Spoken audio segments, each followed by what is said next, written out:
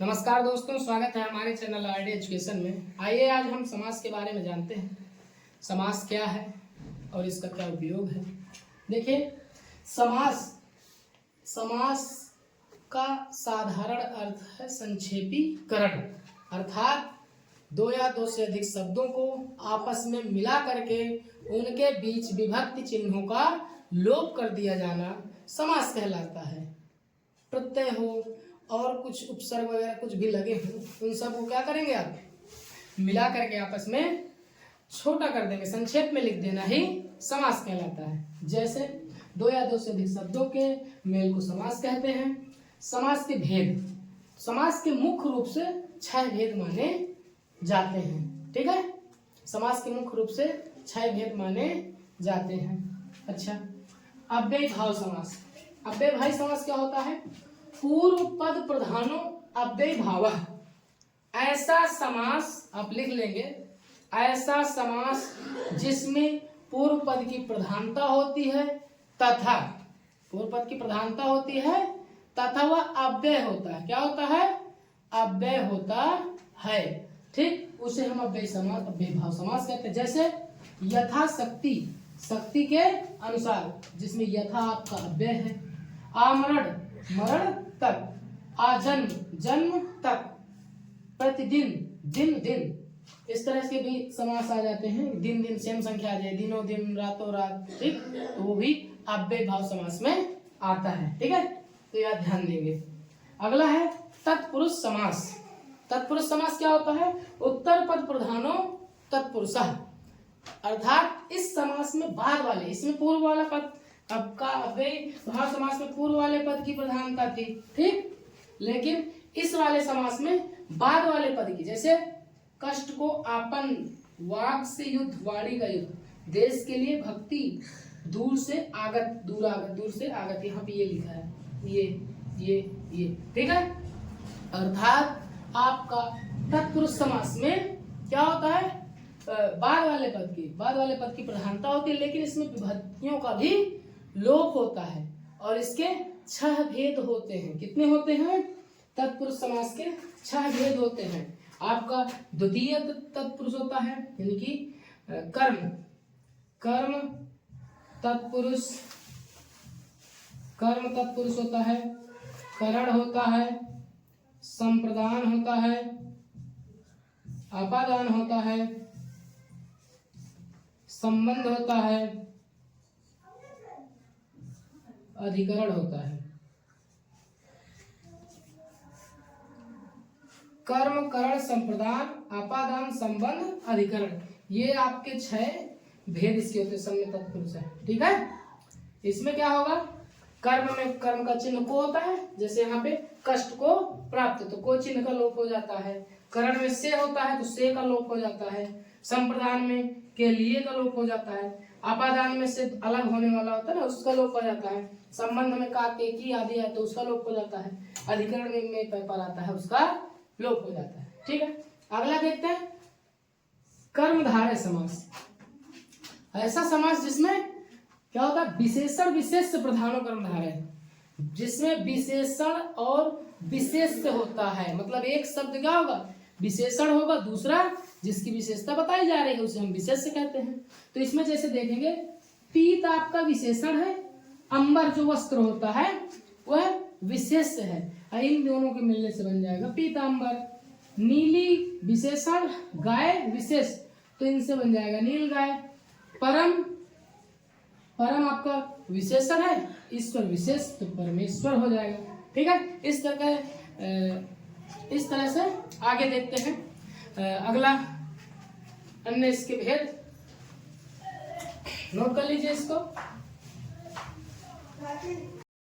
अगला समास है आपका द्विगु समास। तो द्विगु क्या होता है? संख्यावाची द्विगु, अर्थात जिस समास में संख्या है वह द्विगु समास कहलाता है। ठीक है, जैसे देखेंगे पंचवटी, इसमें हो जाएगा 5 वटों का समूह। तो यहाँ पे देखिए 5 आ गया ना, 5 संख्या आ गई, तो पंचवटी। ठीक है, जैसे चौराहा, 4 यहाँ पे हो जाएगा 4 राहों का समूह, चौराहा हो जाएगा। ठीक है। सप्ताह, क्या सप्ताह? 7 दिनों का समूह, क्या बोलेंगे? सप्ताह। इसमें हो जाएगा 7 दिनों का समूह। ठीक है, इनको नोट कर लीजिए आप।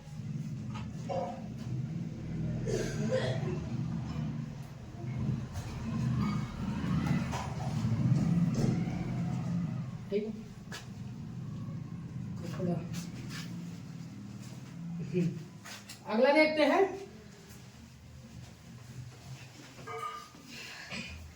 द्विगु के बाद आता है आपका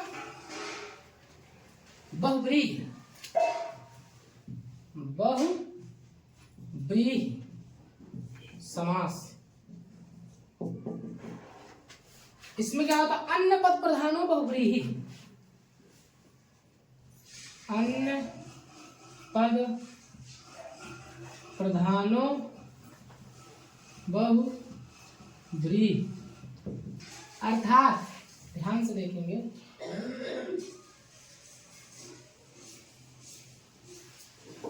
अन्य है ये। ठीक है, अर्थात ऐसा समास जिसमें समासिक पद किसी तीसरे का क्या करे? विशेषता। समास जो भी हो दो शब्दों का, उनकी विशेषता न बता के किसी तीसरे व्यक्ति के वह विशेषता को व्यक्त करता है। ठीक है, चलो है।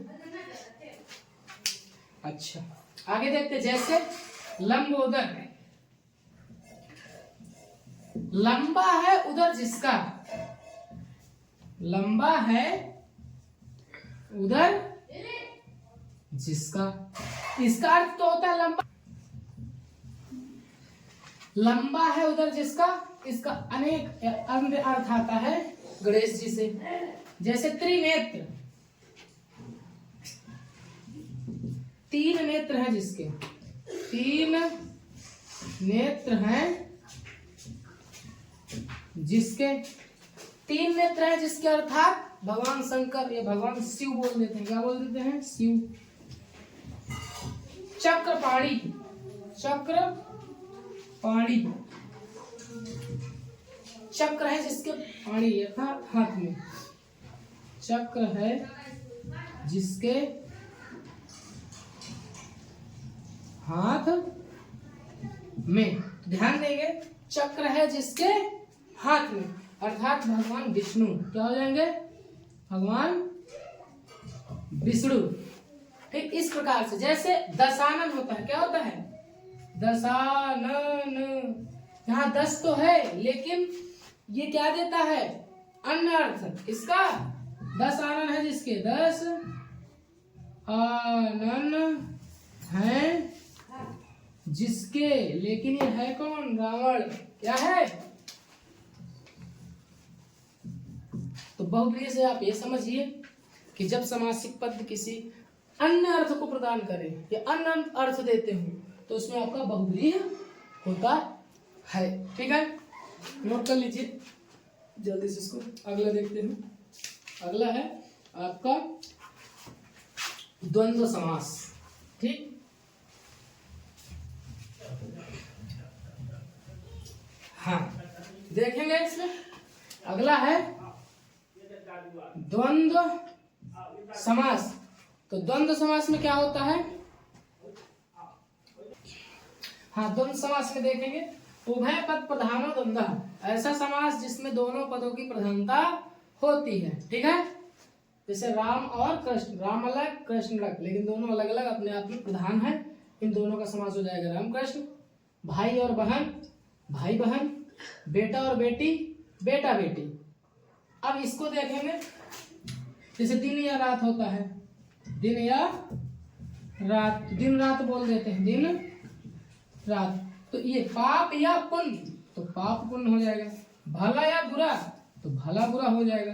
दिन या रात, तो दिन रात हो जाएगा। ठीक है, आप ध्यान देंगे इस पे। ठीक, इस तरह से। और समास आदि की जानकारी, संधि आदि की जानकारी के लिए हमारे साथ वीडियो में जुड़े रहें। धन्यवाद।